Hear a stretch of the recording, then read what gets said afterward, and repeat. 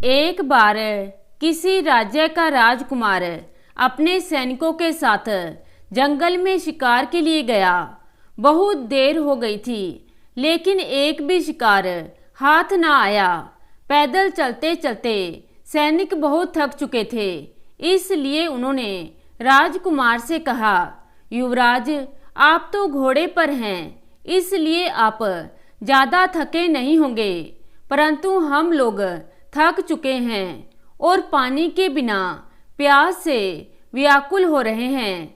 इस पर राजकुमार ने कहा, ठीक है, तुम लोग वापस राजमहल लौट सकते हो, मैं तो बिना शिकार लिए नहीं लौटूंगा। युवराज के आदेश पर सभी सैनिक राजमहल लौट गए। अब राजकुमार अकेले शिकार की तलाश में जंगल में घूमता फिरता रहा और बहुत समय व्यतीत हो गया, लेकिन एक भी शिकार दिखाई नहीं दिया। रात हो गई थी। चलते चलते राजकुमार को एक तालाब दिखाई दिया। उन्हें बहुत जोर की प्यास लगी थी, सो वे पानी पीने के लिए अपने घोड़े से उतरकर तालाब के पास गए।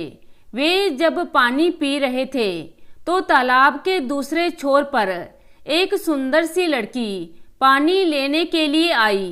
राजकुमार उसे देख मंत्रमुग्ध हो गया। राजकुमार पहली ही नजर में उस लड़की से प्रेम कर बैठा। वह लड़की अपनी मटकी में पानी भरकर जाने लगी। राजकुमार भी उसके पीछे पीछे जाने लगा, परंतु कुछ ही दूरी पर वह लड़की आंखों से कहीं ओझल हो गई। राजकुमार को समझ में नहीं आया कि वह लड़की गई तो गई कहाँ। राजकुमार उस लड़की को ढूंढता रहा, परंतु वह लड़की कहीं नहीं मिली। राजकुमार उस अप्सरा रूपी लड़की को भुला नहीं पाया और वहीं तालाब के पास जाकर उसका इंतजार करने लगा, ताकि सुबह जब वह लड़की आए तो उससे मिल सके। राजकुमार सारी रात सो नहीं पाया। जैसे ही सुबह हुई उस लड़की का इंतजार करने लगा, लेकिन वह लड़की दिन में नहीं आई। राजकुमार ने सोचा, शायद वह लड़की शाम के समय ही आती होगी, इसलिए उसने और प्रतीक्षा करने की सोची। जब रात होने लगी तो वह लड़की पानी लेने के लिए फिर से उस तालाब पर आई और पानी भरने लगी। उसे देख राजकुमार जल्दी से उसके पास गया और कहने लगा, हे अप्सरा रूपी कन्या, तुम कौन हो और कहाँ से आई हो? लड़की ने इस बात का कोई जवाब नहीं दिया।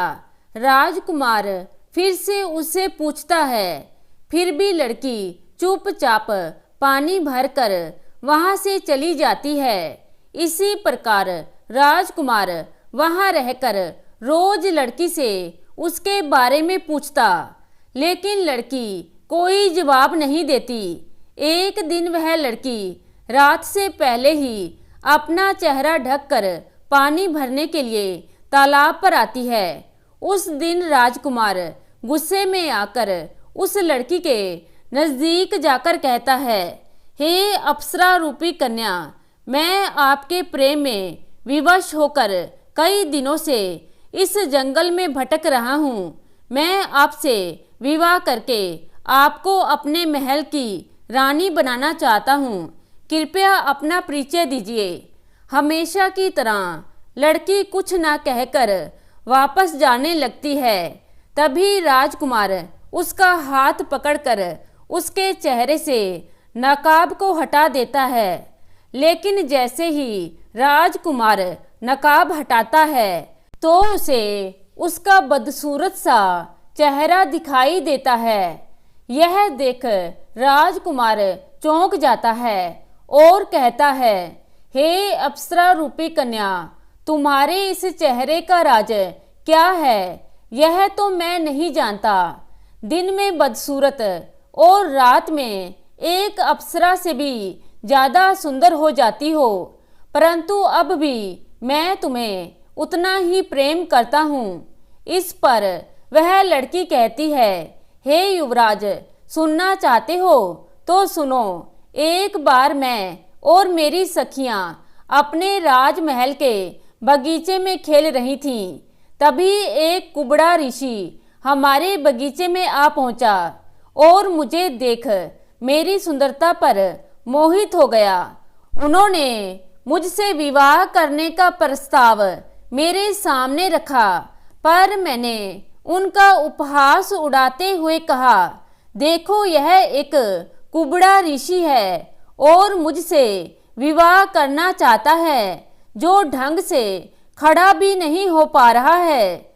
इस पर ऋषि ने मुझे श्राप देते हुए कहा, अरे दुष्ट कन्या, अगर किसी के प्रेम को ठुकरा दिया जाए तो यह ठीक है, लेकिन उसकी कमजोरी का उपहास उड़ाना ये ठीक नहीं है।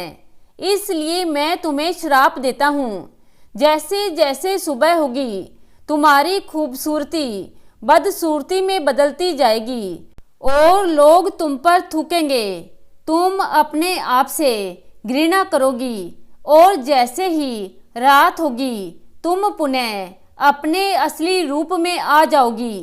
तब मैंने उनसे क्षमा मांगते हुए कहा कि हे ऋषिवर, मुझे क्षमा करें, मुझसे बहुत बड़ी भूल हो गई, मुझे ऐसा नहीं करना चाहिए था, और उनके पैरों में गिर गई। इस पर ऋषि को मुझ पर दया आ गई और उन्होंने कहा, ठीक है कन्या, जब कोई राजकुमार तुम्हें तुम्हारी इसी अवस्था में प्रेम करेगा तो तुम इस श्राप से मुक्त हो जाओगी। और इस प्रकार अपने दुख में दुखी होकर मैं जंगल में कुटिया बनाकर रहने लगी, ताकि लोग मुझसे घृणा ना करें। परंतु अब राजकुमार के प्रेम से उस राजकुमारी का श्राप भी टूट जाता है और दोनों एक दूसरे से विवाह कर अपने महल की ओर लौट जाते हैं। तो दोस्तों, कैसी लगी आज की कहानी? आशा करती हूँ कहानी को पसंद करेंगे। धन्यवाद।